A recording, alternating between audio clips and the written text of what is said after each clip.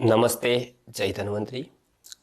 प्रश्न आया है कि वेद द्वैत में मानता है, अद्वैत में मानता है या फिर त्रैत में मानता है।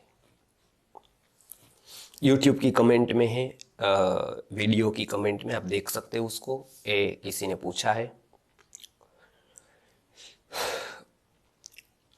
त्रैत तो मैंने पहली बार सुना है, द्वैत और अद्वैत तो मत है दो। त्रैत मेरे लिए भी नया है, इसके लिए मैं नहीं जवाब दे सकता हूं। लेकिन द्वैत और अद्वैत किस में मानता है वेद?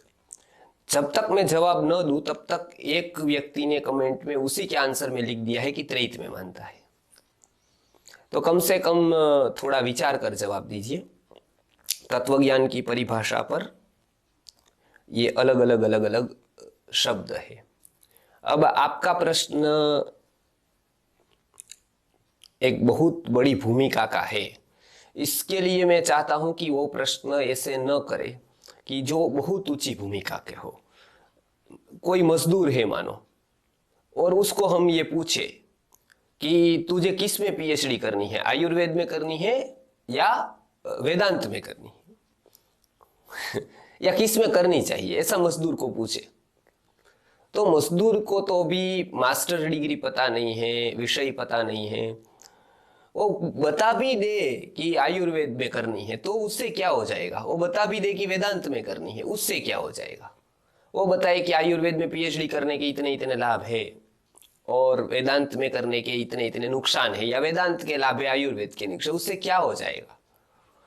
मनुष्यों का स्तर आज वो लेवल पर है कि उसको यम नियम तक पता नहीं है। उसके लिए ये चर्चा करना द्वैत और अद्वैत की कि मरने के बाद मुक्ति के समय पर आत्मा परमात्मा में लीन हो जाती है, उसको कहते हैं अद्वैत।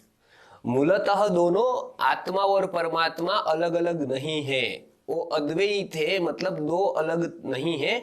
अलग जो दिखाई दे रहा है वो भ्रांति है, और फिर से एक का ज्ञान हो जाना। एक तो थे ही, भ्रांति थी, दो है, तो उसको अद्वैत का मत कहते हैं। और द्वैत में परस्पर आत्माएं अलग अलग ही रहती है, परमात्मा और आत्मा भी अलग अलग रहती है, वो द्वैत मत है। लेकिन इसकी यहां कोई आवश्यकता अभी की भूमिका में नहीं है, क्योंकि अभी की भूमिका में तो गुरुकुल शिक्षा, आयुर्वेद, पंचगव्य, पंचकोश विकास, ये सारी चर्चा अभी करनी चाहिए जो हमारे रोज बरोज के जीवन में उपयोगी है।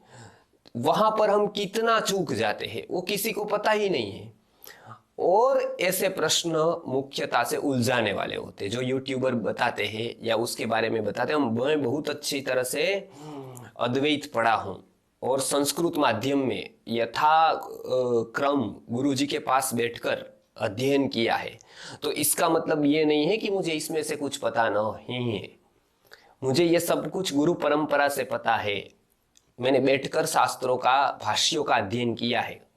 लेकिन तो भी मैं बताता हूं कि आपकी भूमिका के अनुरूप ये प्रश्न ऊपर के स्तर के है बहुत ही।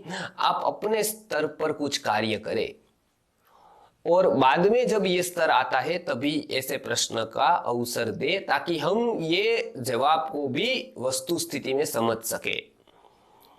तो मेरा सुझाव यही है। अभी तो मैंने केवल द्वैत और अद्वैत की व्याख्या कर दी, लेकिन ये प्रश्न अपनी भूमिका को देखे। उसके लेवल के जो प्रश्न है, गुरुकुल शिक्षा के है, सुवर्ण प्राशन के है, गर्भ संस्कार के है, पंचकोश विकास के है, क्या क्या व्यवस्था हम यहाँ पर बिठा सकते, उस स्तर के प्रश्न को आप अपने जीवन में स्थान दे। और उसके बाद आप यदि यहाँ पर प्रगति हो, विकास हो, तो फिर ये प्रश्न के लिए हम चर्चा करें। उसके अवसर को देखकर हम चर्चा करेंगे। नमस्कार। जय धन्वंतरी।